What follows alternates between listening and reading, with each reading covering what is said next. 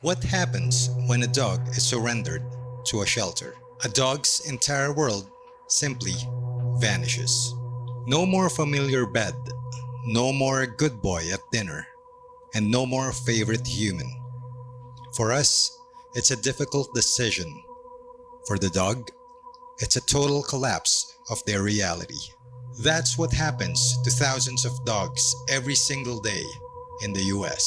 They call it owner surrender, but for the dog, it's a total sensory overload.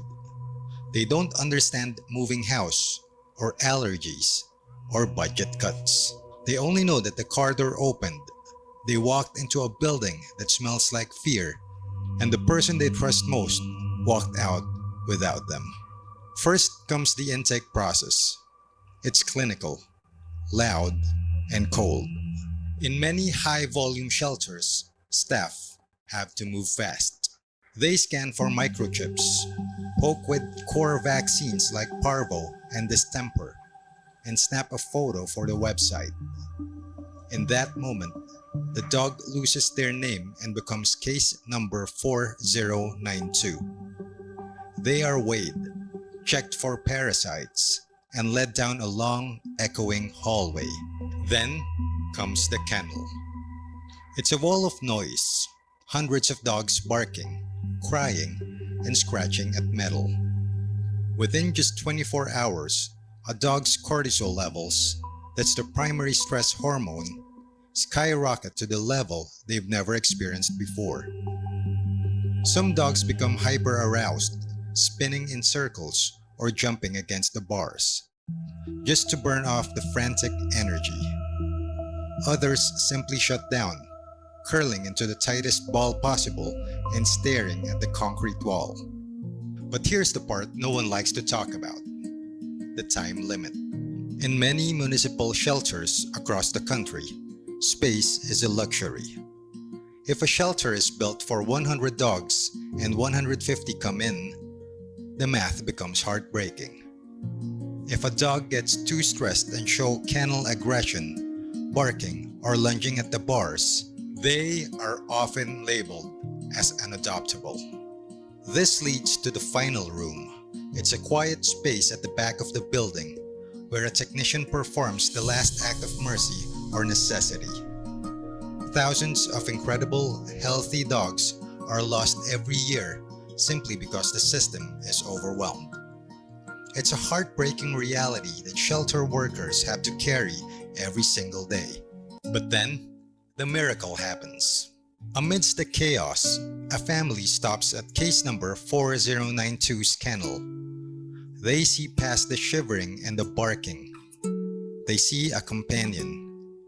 The paperwork is signed, the adopted sign is hung, and for the first time in weeks, that dog feels the grass under their paws and the fresh air of the outside world.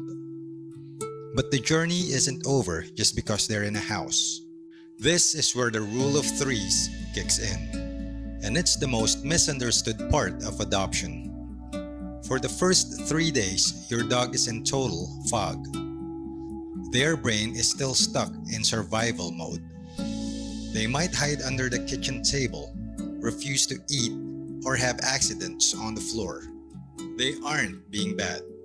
Their nervous system is literally decompressing from the trauma of the shelter. They need silence, patience, and zero expectations. By the 3-week mark, they start to settle. They learn that the food bowl will always be full and that the mailman isn't a threat. This is usually when their true personality and their quirks start to show.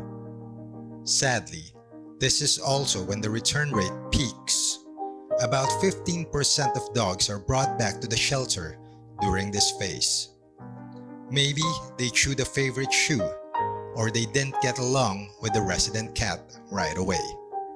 Being returned is a massive psychological blow. It's like being told they failed a test they didn't even know they were taking, sending them right back into that cycle of high-stress cortisol and concrete walls. But for the families who stay the course, the reward comes at the 3-month mark. This is when the walls finally come all the way down. The dogs stop looking at the door, wondering if you're leaving.